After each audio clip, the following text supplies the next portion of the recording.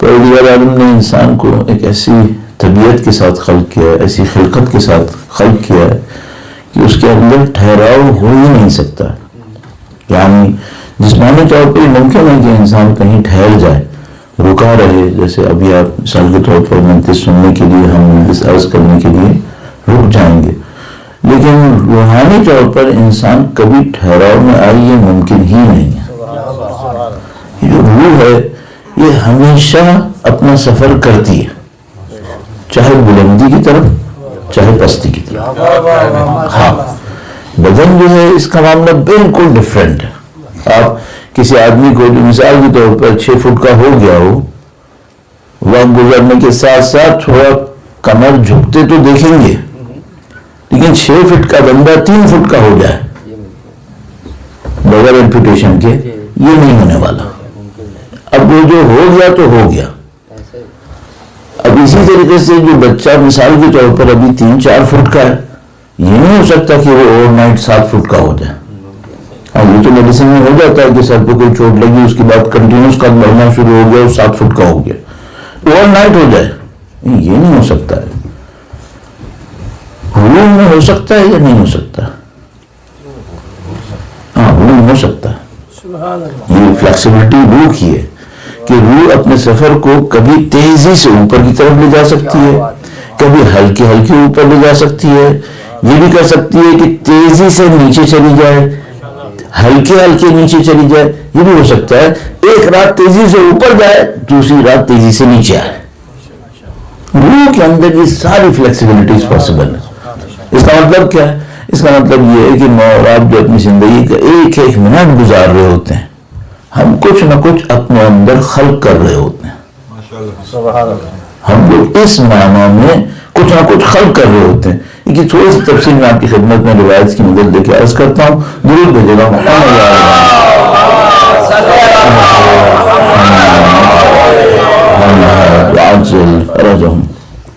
مشہور معروف ایک روایت ہے جس میں نبی خدا جب معراج پہ تشریف لے گئے تو ایک خاص وقت پر انہوں نے ایک منظر دیکھا کہ جس میں کچھ فصلیں ہوتی تھیں جو لگتی تھیں، ان کے اندر ترقی ظاہر ہوتی تھی، کمال ظاہر ہوتا تھا، اچانک ان میں آگ لگ جاتی تھی، تباہ ہو جاتی تھی. تو گویا نبی خدا نے، جیسا کہ حدیث معراج کے اندر یہ عادت ہے، جبرائیل سے پوچھا کہ جبرائیل یہ کیا ہو رہا ہے؟ فرمایا یہ آپ کی امت کے اعمال ہیں. یہ فصلیں کھڑی کرتے ہیں، بچا نہیں پاتے، یہ جلا دیتے ہیں. اچھا اب ظاہر ہے کہ یہ مسئلہ ہمیں مسلمان کے اندر دکھائی دے گا، جو کافر کے اندر تو نہیں دکھائی دے گا کہ وہ جنت میں فصلیں کھڑی کر رہا ہوگا. یہ کارنامہ تو ہم ہی کریں گے، وہ تو نہیں کر پائے گا. تو مثال کے طور پر یہ کارنامہ ہوگا کیسے؟ اب اس طریقے سے ہوگا کہ مثال کے طور پر میں اپنے اوپر رکھ لیتا ہوں، مولوی بدنی موز سے سب کو اچھا لگتا ہے. مثلا میں ایک مجلس پڑھوں، اس میں ایک عمل کروں، تو یہ میری فصل کھڑی ہوئی. بعد میں باہر جا کے شو معلوم میں نے پڑھی تھی، جلا بیٹھا، اب جلا دی. اب ایک اور فصل کھڑی کروں گا، جنگل بساؤں گا، پھر دوبارہ جلاؤں گا. تو بعض لوگوں کا 30-40 سال جو ایکٹیو لائف ہوتی ہے انسان کے پاس، اس کا نیٹ آؤٹ پٹ 0 ہو جاتا ہے. یہ بناتے رہتے ہیں، خراب کرتے رہتے ہیں. تو ہمیں یہاں پہ 2-3 بہت بڑے بڑے سوالوں کا سامنا کرنا پڑتا ہے. پہلا سوال تو یہ ہے کہ بھئی آپ فصل بناتے کیسے ہیں؟ نمبر 2 یہ کہ فصل بچاتے کیسے ہیں؟ اور ان دونوں سے زیادہ اہم ایک اور سوال ہے، یہ کیسے پتا چلے کہ فصل بچ گئی یا جل گئی؟ یہ سوال اہم ہے یا نہیں ہے؟ بہت اہم سوال ہے. کچھ عرض کرتا ہوں آپ کی خدمت میں، درود بھیجے گا محمد صلی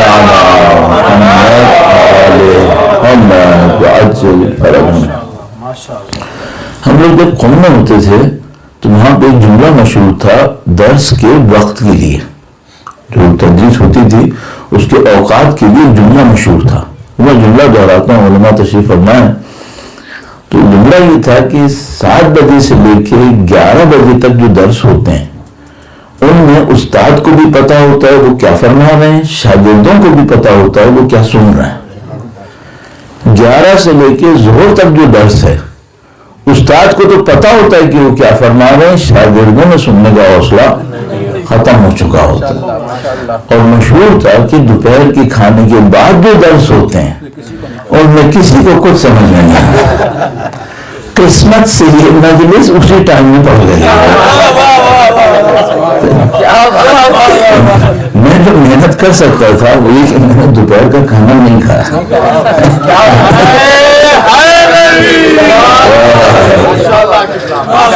میں کم سے کم اس کیٹیگری سے تو باہر آ گیا، کچھ کو تو سمجھ میں آئے کہ کیا ہوگا۔ تو الحمدللہ آپ میں سے بھی کافی لوگوں نے نہیں کھایا، تو اس کا مطلب ہے معاملہ زندہ ہے۔ ٹھیک ہے، اللہ آپ کی سلامتی میں اضافہ فرمائے، آپ کی توفیقات میں اضافہ فرمائے، انشاءاللہ آپ کی فصلوں کو باقی رکھے انشاءاللہ۔ درود بھیجیں محمد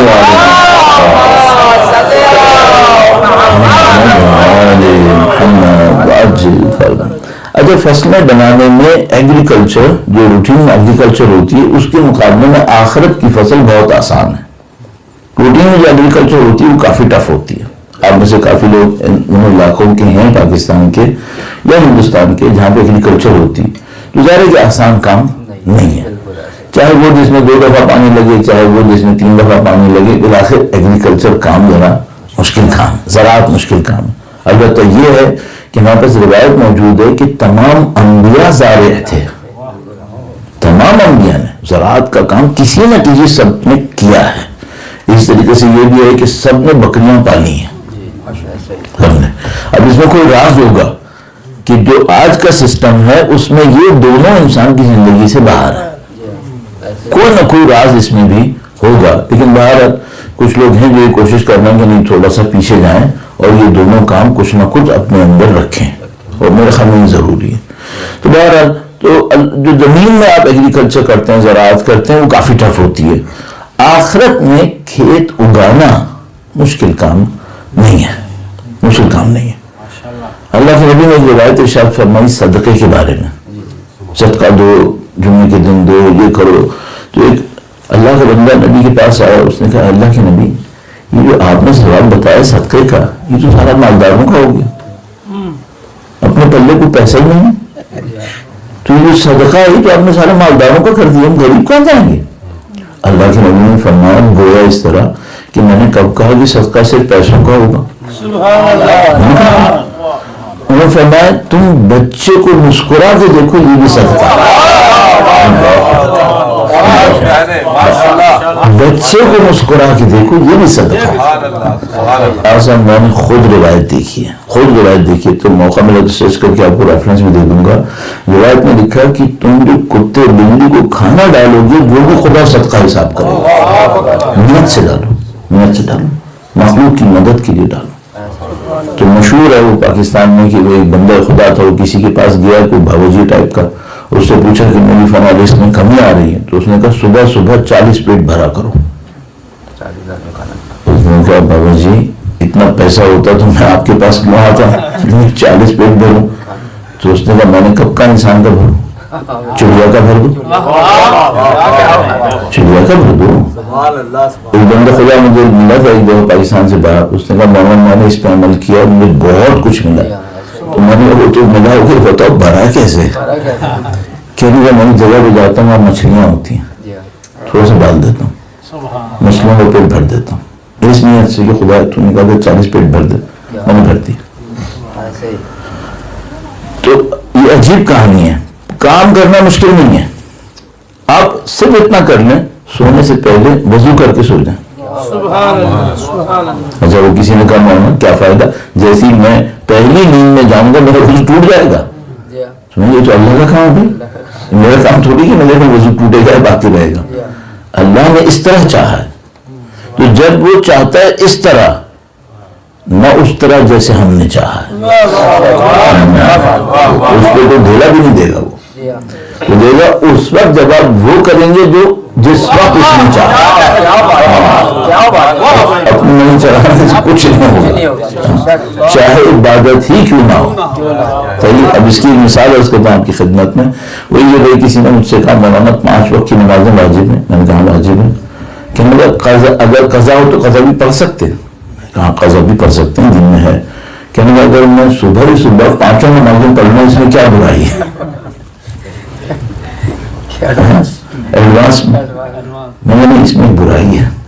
خدا یہ نہیں چاہتا کہ تم ایک جھٹکے سے پیٹ بھر لو اور باقی 24 گھنٹے بھوکے بیٹھے رہو.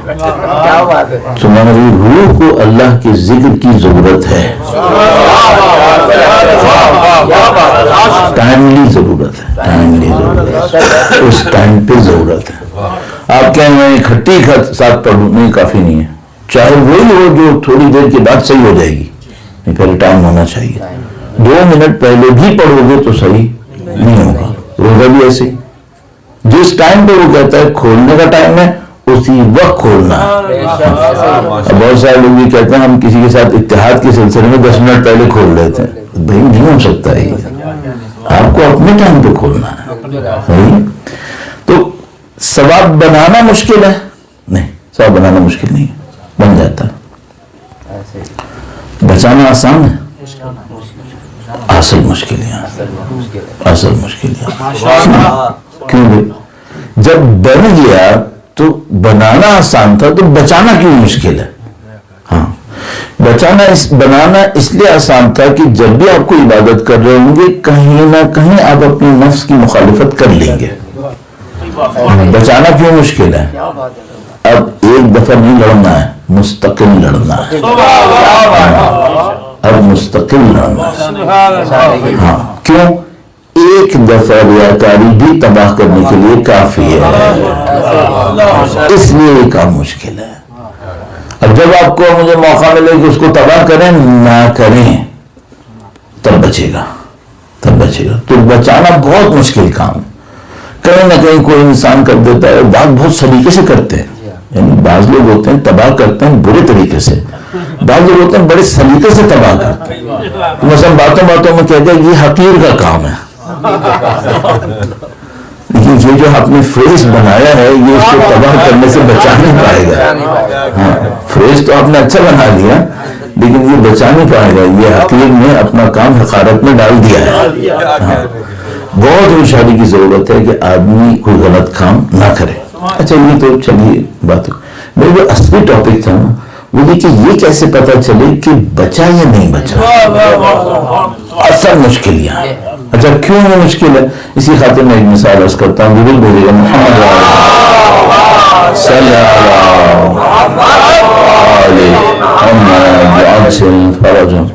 ایک جملہ کہیں لوگ کہا کرتے ہیں ڈس اورینٹڈ لوگوں کے لیے. وہ کہتے ہیں کہ ایک سوار تھا بہت تیزی سے جا رہا تھا.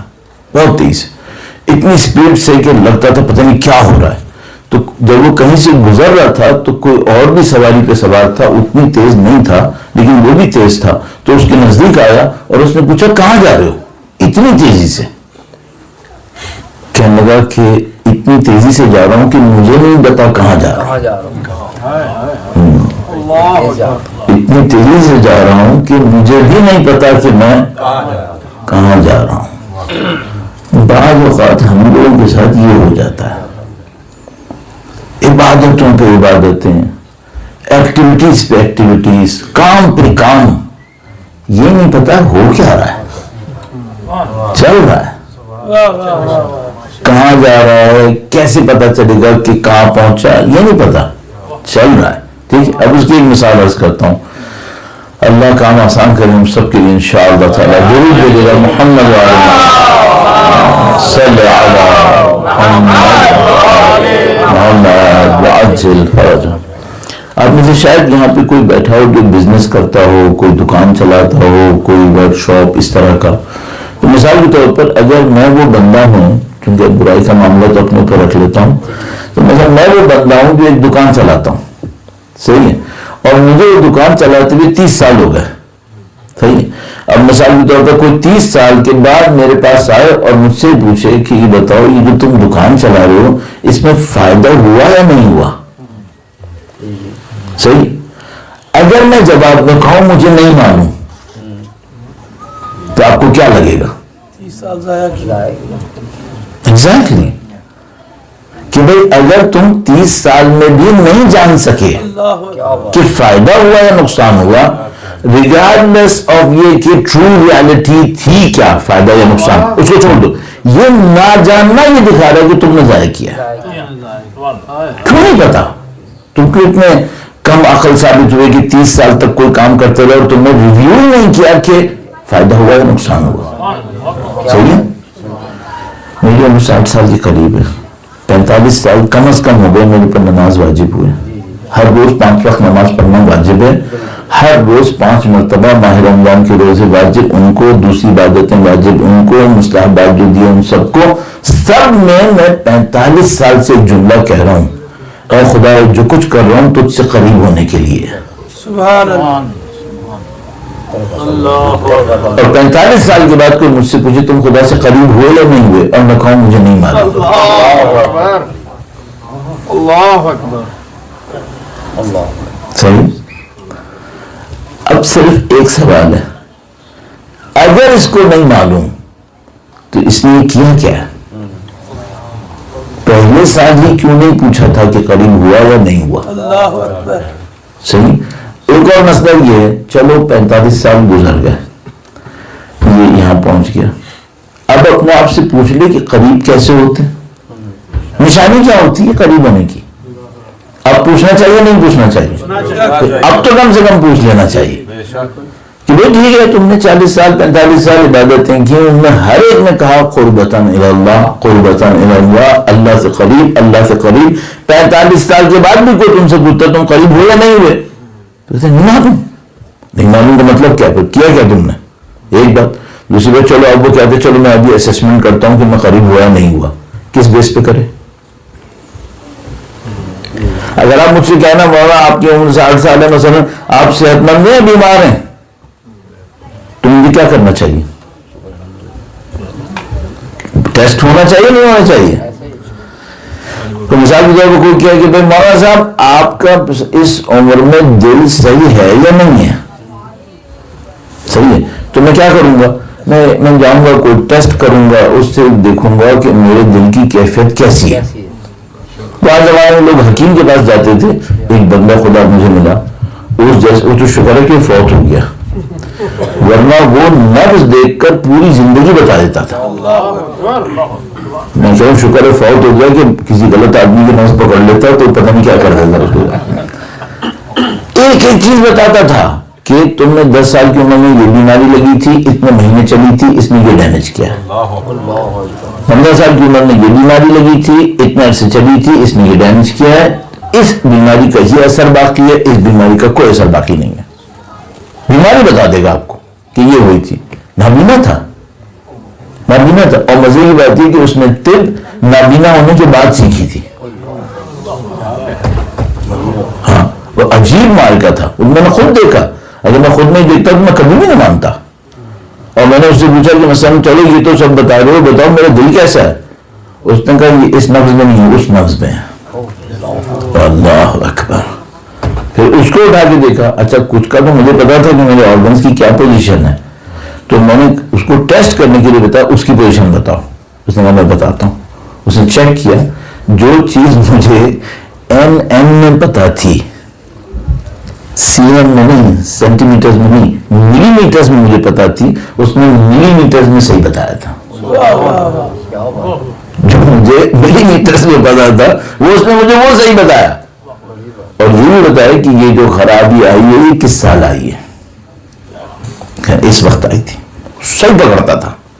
تو اگر مجھے جسمانی کوئی بیماری ہے تو چلو آج تو مجھے وہ ایسا کوئی حکیم شاید نہیں ملنے والا، اور ہوں گے شاید کہیں دنیا میں تو ہمیں پتہ نہ ہوگا.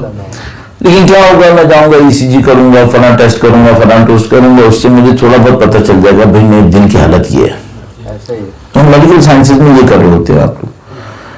مجھے بتائیں میں اپنی عبادتوں کا کیسے پتہ کروں، بچی یا نہیں بچی؟ ہاں اچھا، اگر میں نے ابھی معلوم نہیں کیا تو کیا ہوگا؟ 2 بہت بڑے نقصان ہو سکتے ہیں اگر گڑبڑ تھی. دو بہت بڑے نقصان ہو سکتے ہیں اگر گڑبڑ تھی. آپ کی خدمت میں ابھی جلدی سے عرض کروں, درود بھیجیں محمد وعلی صلی اللہ. یہ حصہ میں کئی دفعہ مختلف انداز میں عرض کر چکا ہوں, شاید کبھی یہاں پہ آ کے بھی عرض کیا ہو. وہ یہ کہ ہمارے اندر ہمارے تمام اعمال کا ایک اسٹوریج ہے, اس کا نام ہے قلب.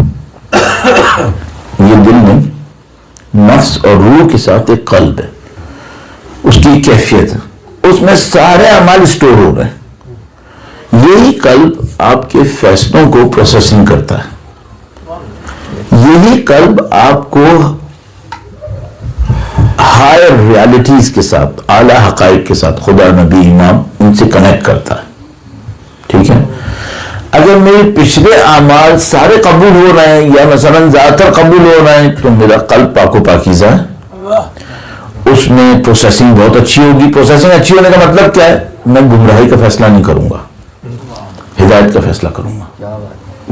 اور تیسری بات کیا ہے؟ تیسری بات یہ کہ میرا کنیکشن ہائر اتھارٹیز کے ساتھ اچھا ہوگا, خدا کی طرف سے بلیسنگز آنا آسان ہوں گی. اچھا, اگر وہ پچھلے اعمال قبول نہیں ہوئے تو کیا ہوگا؟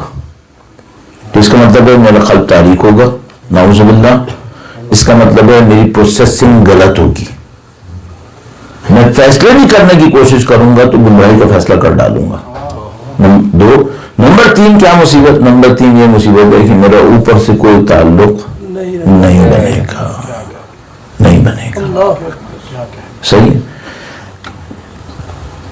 تو ایک تو یہ مصیبت آنے والی ہے کہ اگر خدا نہ کرے میری پچھلی عبادتیں قبول نہیں ہوئیں تو میرا قلب تاریک ہوگا, پروسیسنگ خراب ہو جائے گی, اوپر اتھارٹی سے کوئی کنیکشن نہیں بنے گا, کوئی حقیقت میرے اوپر کشف نہیں ہوگی. دوسرا مسئلہ یہ, جیسے میں مروں گا انشاءاللہ ایک ایسی کیفیت میں اگر قبول نہیں ہوئی, ایسی کیفیت میں اپنے آپ کو دیکھوں گا کہ میں مرنے سے پہلے ہی مر چکا ہوں گا. ہم لوگ کچھ لوگ مر رہے ہوتے ہیں, ان کے چہرے پہ ایک عجیب قسم کی وحشت آتی ہے. یہ اپنی وہ حالت دیکھتے ہیں جس میں اب انہوں نے برزخ میں رہنا ہے, تو وہ دیکھتے ہی پریشان ہو جاتے ہیں کہ اس بلا کا اب کیا ہوگا جو میں ہوں. ٹھیک ہے, تو اگر انسان کو اس مصیبت سے نکلنا ہے جو 3 پرابلم زندگی کے اندر اور 1 پرابلم مرنے کے بعد, تو اس کو سب سے پہلے دیکھنا چاہیے بھائی میرے اعمال کہاں پر کھڑے ہیں, بچے یا نہیں بچے. ہاں, تو اس خاطر یہ جاننا انتہائی ضروری ہے. ٹھیک ہے, اب اس کے لیے میں 2 ٹیسٹ آپ کی خدمت میں عرض کروں گا, 2 ٹیسٹ آپ کی خدمت میں عرض کروں گا. ان 2 ٹیسٹ سے میرا خیال ہے یہ مدد مل جائے گی کہ انسان یہ دیکھ لے کہ جس کو ہم لوگ کہتے ہیں ایویلویشن, اپنی ایویلویشن کر لے کہ میں کہاں کھڑا ہوں. ہاں, درود محمد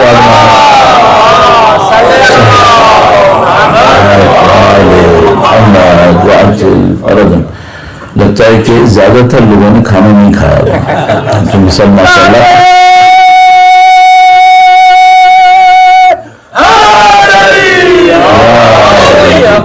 آپ نے دیکھا ہے کہ زیادہ تر ہم لوگ کہتے ہیں لوگ اس وقت ہوشیار ہوتے ہیں جب کھایا ہوا ہوتا ہے. ہم نے معاملہ الٹا رکھا ہے. ہاں, وہ ایک آج جمعے کا دن تو نہیں ہے نا, جمعے کا دن شعر پڑھنا مکروہ ہے. ٹھیک ہے, تو میں کوئی زندگی مکروہ کروں یا نہ کروں اس سے بچتا ہوں کہ میں منبر پہ بیٹھ کر کوئی مکروہ کر ڈالوں. تو جمعے کے دن شعر نہیں پڑھتا. آج تو میرے خیال میں اتوار مستانی ہفتہ ہے, چلو ٹھیک ہے, اس میں اتوار ہفتے میں کوئی فرق نہیں پڑے گا. جمعے کا مسئلہ ہے. وہ اردو میں ایک مصرع ہے, اس کو چھوٹی نہ ملی جس نے سبق یاد کیا. صحیح. بعض معلوم مسائل ایسے ہیں کہ جس نے دنیا سے سبق لے لیا پھر اس کو چھٹی نہیں ملتی. بعض چیزیں ایسی ہیں. تو بہت زیادہ اگر کھا لیا ہے تو پھر اوپر سے کھانا نہیں آئے گا. یہ مشکل ہے, بہت سخت مشکل ہے. تو ہمیں دیکھنا پڑتا ہے کہ بھائی ہونا کیا ہے. ہاں, تو جس نے سبق یاد کیا اس کو چھٹی نہیں ملی. اس کا ایک اور مطلب بھی ہے, جس نے سبق یاد کر لیا اللہ اس کو اپنے امتحانوں سے چھٹی نہیں دیتا, اپنے امتحانوں میں رکھتا ہے اسے. ہاں, ہر کے اسرار حق آموختن مہلک کردن و دہن و دوختن. جو بھی حق کی باتیں سیکھ لیتا ہے اس کی زبان پہ خدا ایک مہر لگاتا ہے اور اس کو سی دیتا ہے کہ اب زیادہ نہیں بولنا ہے. ٹھیک ہے. تو یہاں ایک عجیب سا نظام چل رہا ہے اور معمولاً ایسے لوگ جنہوں نے وہ سبق سیکھا ہوگا اس کی ہم لوگ عزت نہیں کریں گے. چونکہ ہماری عزت کے معیار کچھ اور ہے. تو دو ایویلویشن کی میتھڈز میں آپ کی خدمت میں عرض کر سکتا ہوں. انشاءاللہ اس سے مدد مل سکتی ہے لیکن ظاہر ہے کہ آپ کو اس کے اوپر کام کرنا پڑے گا. میں قدیم زمانے میں 2007 تک پڑھاتا تھا اسکول کالج میں یونیورسٹی میں. تو اس زمانے سے میری ایک عادت پڑ گئی تھی اسائنمنٹ دینے کی, ہوم ورک دینے کی. تو وہ کبھی کبھی مولوی ہونے کے بعد بھی میں ہوم ورک دینے کی کوشش کرتا ہوں. کیونکہ آپ کی بس چھٹی کا دن آ رہا ہے تو میں آپ کو ایک ہوم ورک دے دیتا ہوں.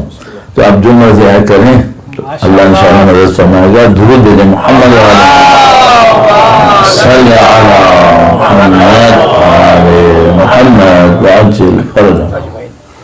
سادہ سے ایک کام ہے کہ بہت اہم ہے. سادگی کے باوجود تھوڑا مشکل ہے. سادگی کے باوجود ہے مشکل.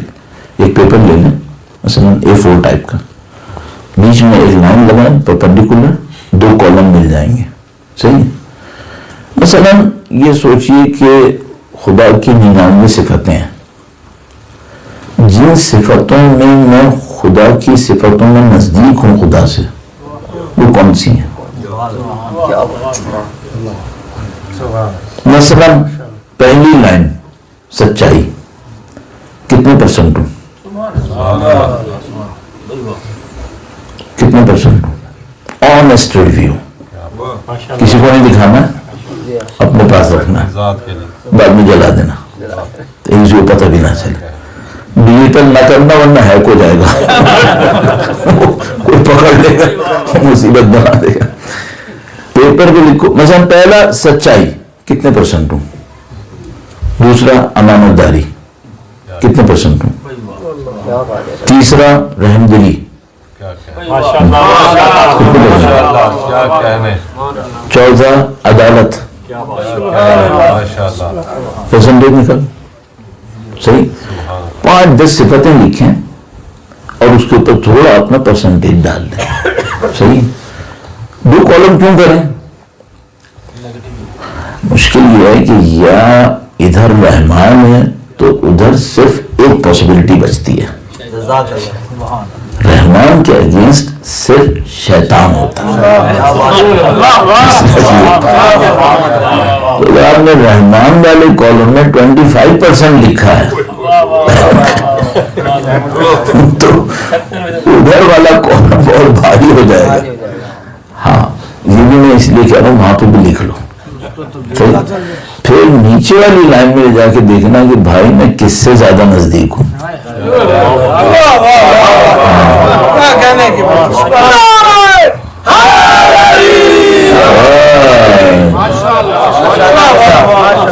یہ جو نیچے والی لائن ہے نا, اس کو قرآن کریم نے بیان کیا ہے. انہوں نے خدا مطلع نے فرمایا صبغۃ اللہ ومن احسن من اللہ صبغۃ. اللہ کا رنگ اور اس رنگ سے بڑھ کر کون سا رنگ ہوگا. وہ نیچے والی لائن ہے نا, یہ بتائیے میرے اندر صبغۃ اللہ زیادہ ہے یا نعوذ باللہ تعالی کسی اور کا صبغہ وہ حاوی ہے. صحیح ہے. یہ ایک سسٹم ہے. صحیح. کام سادہ ہے لیکن کام بہت ٹف ہے. کیوں؟ یہی کہ میں سوچوں میرے اندر سچائی کتنے فیصد ہے, آسان نہیں ہے. اچھا میں کیا کروں گا, میں دیکھوں گا کہ میں زندگی میں روزانہ مثلا زبان سے کتنے جھوٹ بولتا ہوں. صحیح. تو میں اپنی سچائی کا ایک اسکیل بنا لوں گا کہ بھئی الحمدللہ 90% تو میں سچ بولتا ہوں. تو میں نے سچائی کے سامنے 90% لکھ دیا خدا والے کالم میں, 10% دوسرے والے میں. ٹھیک ہے. یہ ہو گیا زبان کی سچائی. ٹھیک ہے. اب ہم ایک اور بات کرتے ہیں, کیا چہرے کی بھی کوئی سچائی ہو سکتی ہے؟ ہاں ہو سکتی ہے. ایک اور بات پوچھتا ہوں, ایک آدمی میرے سامنے آیا, ایسا کوئی کیس ہوا نہیں ہے, آپ پریشان مت ہوئیے, بلا میں کیا رہا ہوں, مثال دے رہا ہوں. ایک آدمی میرے پاس آیا مثال کے طور پر اور مجھ سے کہا کہ مولانا میرے پاس 1 لاکھ پاؤنڈ ہے، پہلی چیز جو میرے ذہن میں آئے گی وہ کیا آئے گی؟ مثلا اب میں جملہ بدلتا ہوں، وہ کہ مولانا میرے پاس 1 لاکھ پاؤنڈ ہے، میں کہیں انویسٹ کرنا چاہ رہا ہوں، پہلی چیز جو میرے ذہن میں آئے گی وہ کیا آ رہی ہے؟ صحیح. اب اس کا مطلب ہے دل کی سچائی میں میرا اسکیل 10 ہے، اس کے لیے اچھا جذبہ کیوں نہیں آیا؟ اپنے مفاد کا جذبہ کیوں آیا؟ وہ مجھ سے مشورہ لینے آیا تھا، مجھے اس کی مفاد کو سوچنا تھا، اپنا مفاد کیوں سوچا؟ اس کا مطلب ہے میرے قلبی صداقت میں کمپرومائز ہوا. اس طرح نکالیں صفتوں کا ریشو. ہاں ایسا نہ ہو نا کہ اوپر کا کوئی نکال کے بیٹھ جائے. اس طرح سے اب مثال طور پر امانت داری، میں پچھلی جگہ پہ تھا گلاسگو میں، تو وہاں بھی میں نے مثال دی تھی، میں آپ کی خدمت میں عرض کرتا ہوں اور وقت انتہائی کم ہے مجھے ذہن میں ہے، تو انشاءاللہ اس کو جلد از جلد اختتام تک پہنچاتے ہیں. دوسرا میتھڈ بھی عرض کرنا ہے، ابھی درود بھیجے گا محمد صلی اللہ علیہ محمد وعجل فرجہم. بہت معذرت چاہ رہا ہوں، یہ ایسی بات کروں گا دونوں ہاتھ جوڑ کے کہہ رہا ہوں، برا نہیں مانیے گا. صحیح. اور ابھی تو یہ کیا تھا نا، تو میرے ہاتھ میں ذرا سی ایک گند آ گئی تھی. صحیح. آپ میں سے کسی کو پتہ نہیں چلا ہوگا، وہ میرے ہاتھ میں تھی. میرے پاس 2 آپشن تھے، یوں ہی ہاتھ چھوڑ دیتا تو گند آپ کے سینٹر میں گرنی تھی. دوسرا آپشن یہ تھا کہ میں اپنی جیب میں ڈالوں. میں نے اپنی جیب میں ڈالا. کیوں؟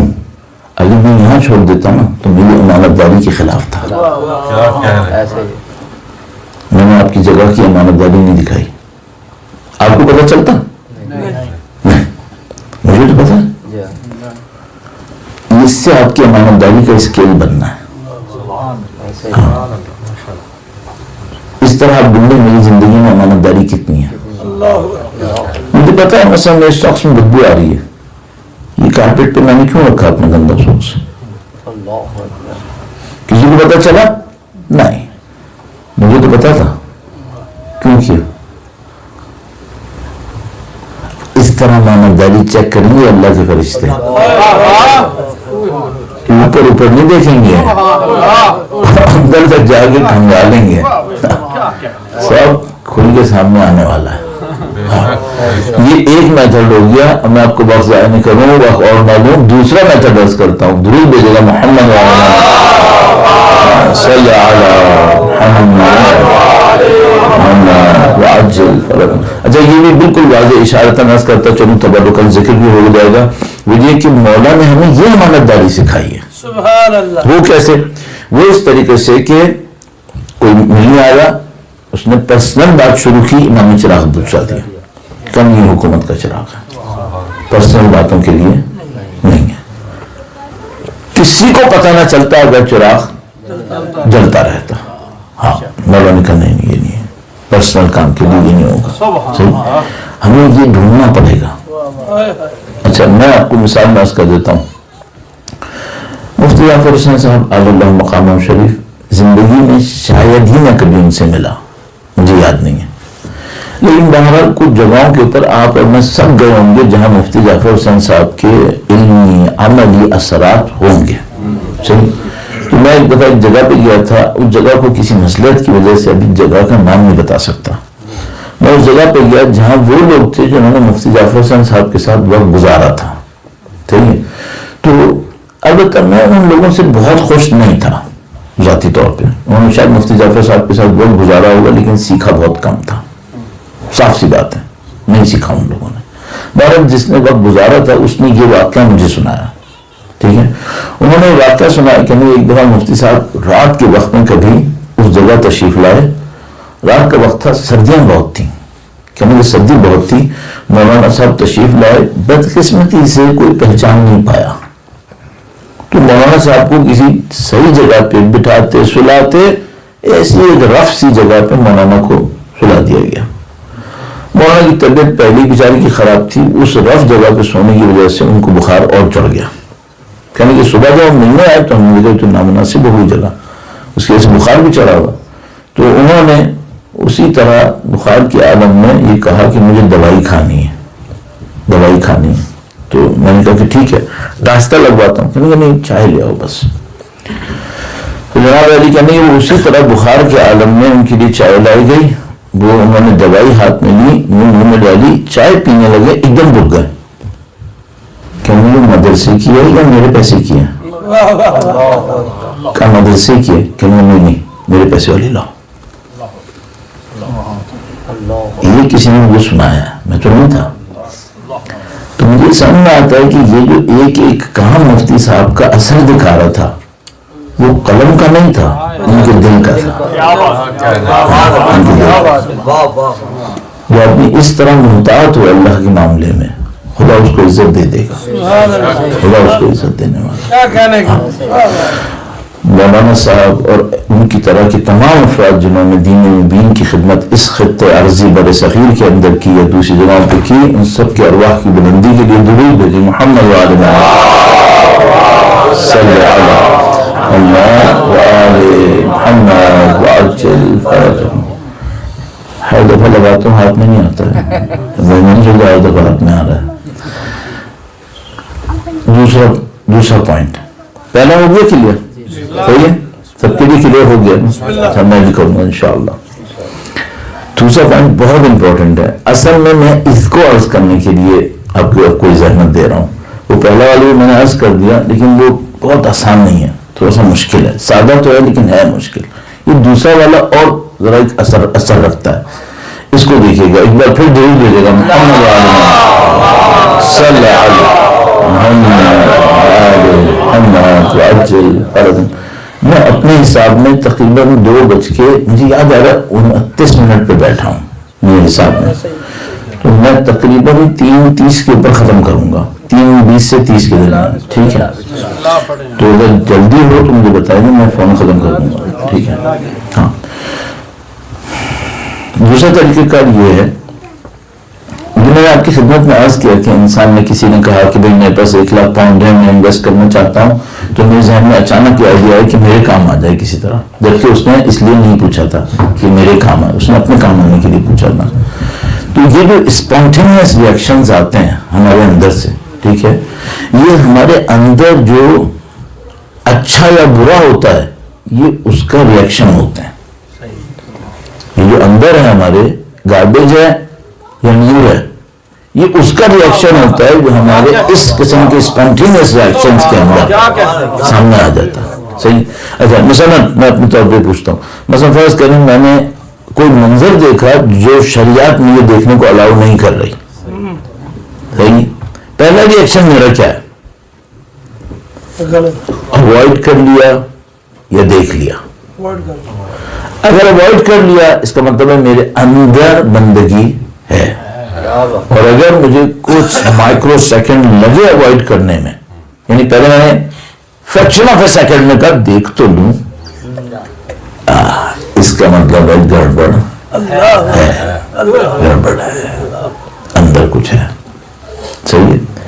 یہ جو اسپونٹینیس ریئیکشنز ہوتے ہیں یہ بہت امپورٹنٹ ہیں، بہت امپورٹنٹ ہیں. اچھا اب اگر عام حالاتوں جو میں نے ابھی آپ کو مثال دی یہ تھی حرام یا حلال، حرام یا حلال، اس میں اسپونٹینیس ریئیکشن معمولاً جج کرنا آسان ہے کہ مثلا اسپونٹینیس ریئیکشن ایک دم سے حرام پہ نہیں آئے گا انشاءاللہ. جس نے زندگی حلال پہ گزاری ہے وہ نہیں آئے گا. ایک ایک اور مشکل ہے، وہ مشکل کہاں، اور وہ اصل میں ججمنٹ کا ذریعہ ہے. اسکیل جو ہے وہ وہاں پہ نصیب ہونا ہے انشاءاللہ. وہ کیا ہے؟ میرے پاس 2 آپشنز ہیں. ایک وہ ہے جو اسٹینڈرڈ ہے. اسٹینڈرڈ اب ہوتا ہے، اسٹینڈرڈ کا مطلب یہ ہوتا ہے اس میں کوئی بڑائی فضیلت نہیں ہے، اسٹینڈرڈ ہے. آپ کو کہتے ہیں گاڑی کا یہ اسٹینڈرڈ ورژن ہے، اس کا مطلب ہے اس میں کوئی ٹاپ آف دا لائن چیز نہیں ہوگی. تو آپ کے پاس 2 آپشن آئے کیریکٹر کے، ایک معاملے کے اندر 2 آپشن آپ کے پاس. آپ یہ عمل کریں یہ ایز پر اسٹینڈرڈ ہے، یا آپ یہ عمل کریں، اس کو میں کیا کہوں اسٹینڈرڈ کے مقابلے میں، اس کو میں کہوں گا فضیلت، فضل. वला तंसवुल फज़्ल बैनकुम, खुदा मुताला फरमाता है अपने मामलात में फजीलत को मत भुलाना, सुभान अल्लाह, सुभान अल्लाह। फजीलत दिखाओ। ठीक है, मुझे अपनी जिंदगी में चेक करना चाहिए कि जब ऐसी किसी पोजीशन में आता हूं इसमें मेरे पास दो ऑप्शन होते हैं, स्टैंडर्ड रिएक्शन दिखाऊं, अब मैं हराम वाली बात नहीं कर रहा हूं, ठीक है, स्टैंडर्ड रिएक्शन दिखाऊं या बफजीलत रिएक्शन दिखाऊं। ज्यादातर मैं जिंदगी में क्या कर रहा हूं, अल्लाह अकबर। अगर मैं स्टैंडर्ड रिएक्शंस दिखा रहा हूं इसका मतलब क्या है, इसका मतलब है मैं वो इंसान हूं जिसको फजीलत नहीं मिली है। अल्लाह अकबर। और अगर मैं वो रिएक्शंस दिखा रहा हूं जिसमें फजीलत है, इसका मतलब है मेरी रूह के अंदर फजीलत सुभान मौजूद अल्लाह। है। क्या कहना। हाँ, अब आप जाकर देखें कि जो सोसाइटीज में लोग बिहेव कर रहे हैं, क्या कर रहे हैं। अल्लाह अकबर। मिसाल मैं एक मिसाल बिजनेस से देता हूँ, दुरूद भेजेगा मोहम्मद सल्लल्लाहु अलैहि वसल्लम। साहब किसी ने मेरे साथ एग्रीमेंट किया, फर्ज कर लेते हैं एग्रीमेंट किया, और उस एग्रीमेंट के अंदर उसने मिसाल के तौर पर कहा भी मैं आपको इतना पैसा दे दूंगा, आप मुझे इतना रिटर्न दीजिएगा, वो सब कुछ बातें हो गई, सही है। किसी क्लॉज में ये नहीं लिखा हुआ कि मैंने देना कब है, सही है। अब मैंने सारा एग्रीमेंट कर लिया उसके साथ, और करने के बाद उसकी अंडरस्टैंडिंग ये है कि भाई 3 साल का एग्रीमेंट है, 3 साल पे खत्म होगा तो मैं उसको प्रॉफिट दे दूंगा, सही, वहां नहीं लिखा हुआ, क्लॉज में नहीं लिखा हुआ। अब 3 साल पूरे हो गए, मेच्योर हो गई उसकी अमाउंट, अब वो आया मुझसे प्रॉफिट लेने के लिए, और मैं उसको याद दिलाऊं कि ये तो नहीं लिखा कि कब देना है, जब मेरी मर्जी आएगी दे दूंगा, सही है। अच्छा, फजीलत क्या है, फजीलत ये है कि भाई क्लॉज में लिखा है या नहीं लिखा है, किसी ने पैसा दिया है यार, वाह वाह वाह। ये बेचारे को रिटर्न चाहिए, क्लॉज में नहीं लिखा हुआ, ठीक है, लीगली तुम जीत जाओगे केस, लेकिन आया ये पस्ती है या ये बुलंदी है, ये पस्ती है, अपॉर्चुनिस्ट बने हुए हो, तुम मौका परस बने हुए हो, क्या बात, क्या कहने की बात। सही है। ये दिखाएगा कि इस बंदे की ट्रू ह्यूमैनिटी है क्या, वाह वाह वाह। असलियत क्या है, असलियत क्या है, वाह वाह वाह। क्या सही। कहने। आपको मुझे अपनी असलियत देखनी है ना, ऐसे मौकों पे देखूं नहीं क्या। अच्छा, अब इसको मैं और कैसे देखूं, सादा सा मसला है, किसी से जाकर ये पूछूं कि ये बंदा अगर ऐसी जगह पे आए तो क्या करेगा, तो कुछ लोगों के बारे में पब्लिक फौरन कहेगी कि ये बंदा दे देगा, इसने पूरी जिंदगी में कैरेक्टर की वो डिग्निटी दिखाई है, ये कॉम्प्रोमाइज नहीं करेगा, ये फौरन दे देगा। और कुछ लोगों के बारे में जो सुनेगा वो कहेगा बेटा गए तुम्हारा काम पूरा हो गया है, उसके हत्ते चढ़े हो जो क्रॉस के होते हुए भी शायद ना देता। पर मोहम्मद वाले मोहम्मद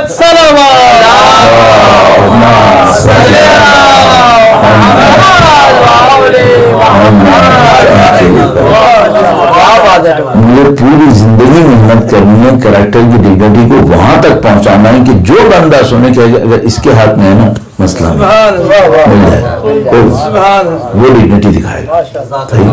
अहले बैत ने हमें ये सिखाया। बेशक। क्या कहने की बात। वाह वाह। अब अच्छा, अब एक मुश्किल है यहाँ पे, हमारे माशरे में अगर कोई ऐसा हो तो लोग उसे क्या कहेंगे, एग्जैक्टली रिवायतों में भी ये लिखा हुआ है कि तुम आखिर ज़मान में अगर अपने ईमान पे बाकी रहोगे तो लोग तुमको बेवकूफ कहेंगे। कहा बा ईमान वो होगा जो बेवकूफ कहलाने पे सब्र करे और अपने ईमान को बचा ले। हाँ, तो अब मुझे अगर मैं ऐसा करके दिखा दूं, जो सुनेगा वो कहेगा ओ भाई माजर वो जल्ला है, तू पागल है, तुम पता नहीं कहाँ रह रहे हो, कुछ पता ही नहीं तुम्हें करना क्या है, दुनिया में होता क्या है ये नहीं पता तुम्हें, सही। और अगर मैं ऐसा हूं तो मुझे उसको कहना है कि भाई देखो मुझे इससे कोई सरोकार नहीं, दुनिया में क्या होता है मुझे ये पता है, अहले बैत में ऐसे किया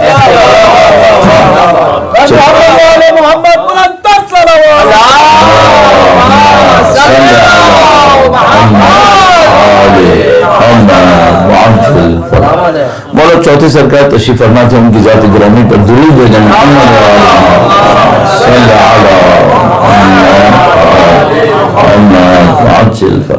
تشریف فرما تھے۔ ایک جگہ کے اوپر ایک بندہ مسافر تھا، بالکل اس جگہ کے لیے نیا تھا، وہ اندر داخل ہوتا ہے اور امام کو دیکھتا ہے، امام اکیلے تھے اس مسجد کے اندر، اس جگہ کے اوپر نزدیک آتا ہے، کہتا ہے کہ میں نے پیسہ یہیں رکھا تھا کہیں، عرب نہیں ہے، امام کو نہیں جانتا، کہتا ہے آپ نے، اس کا مطلب پیسہ آپ کے پاس ہے، امام فرماتے ہیں نہیں میرے پاس نہیں ہے، کہتا ہے کہ یہاں آپ کے سوا کوئی نہیں تھا، میں نے یہیں رکھا تھا، اب تھے اور یہ آپ ہی کے پاس ہے۔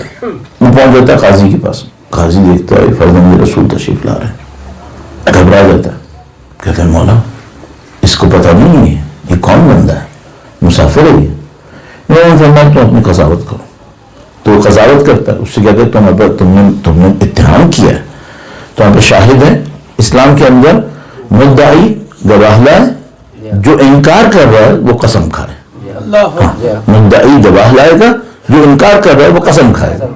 تو اس نے کہا تم مدعی ہو ان کے خلاف، دو گواہ لاؤ، اس نے کہا میرے پاس گواہ نہیں ہے۔ تو قاضی نے کہا کہ ابن رسول اللہ ایک قسم، معاملہ ختم۔ امام نے فرمایا میں پیسے کی خاطر اللہ کا نام استعمال نہیں کروں گا،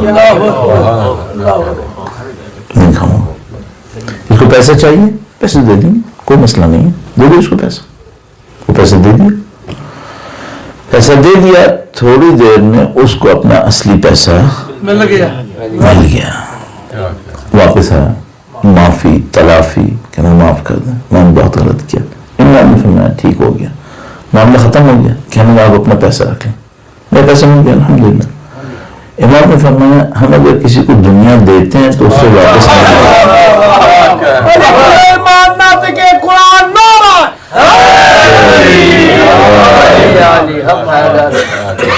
اس کو کہتے ہیں کیریکٹر کی ڈگنیٹی، عظمت اس کو کہتے ہیں۔ آخری سلسلے میں عرائض پیش کر کے چند جملے مسائل کی عرض کروں گا۔ ایک آدمی مولا چھٹے سرکاری خدمت میں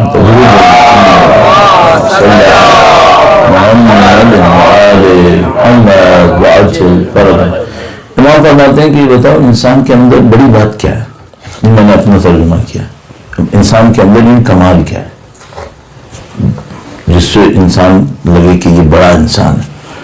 تو اس نے ایک ایسا جملہ کہا جو ہم جیسوں کے لیے ابھی تک بھی اچھا ہے۔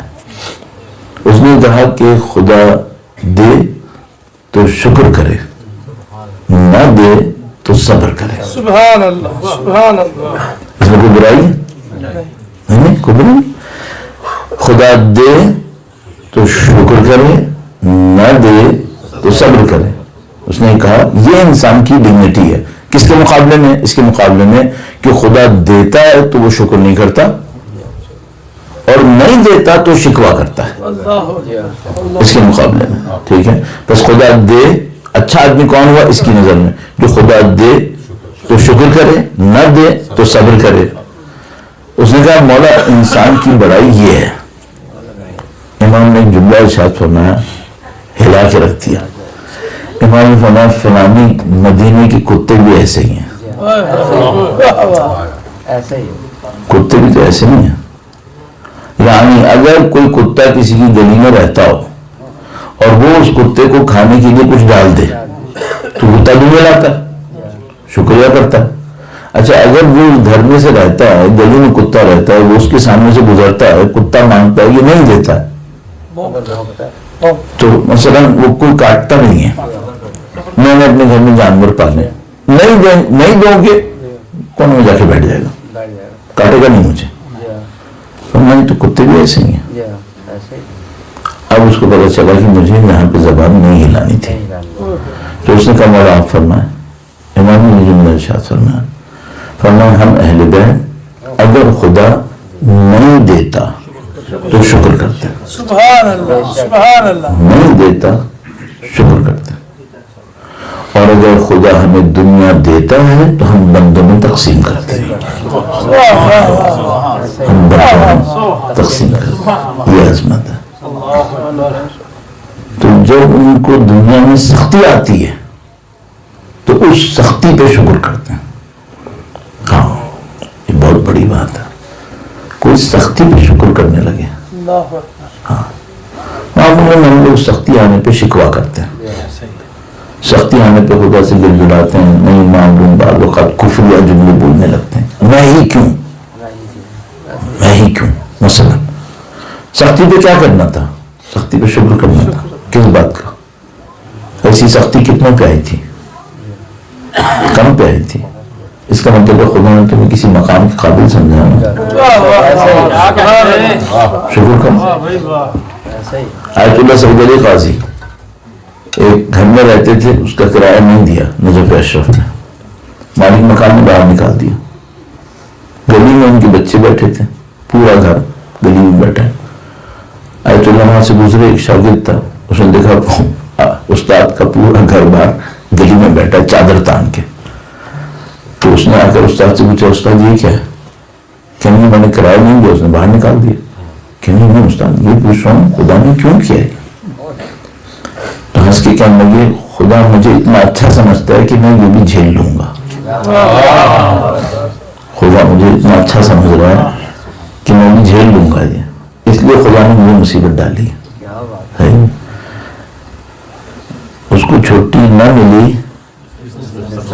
ہاں جو اہل ایمان ہوگا اس کو امتحان سے چھٹی نہیں ملے, وہ ہمیشہ سختی میں رہے گا. ہم وہ ہیں جو ہمیشہ آسانی ڈھونڈتے ہیں, ہم سختی نہیں ڈھونڈتے.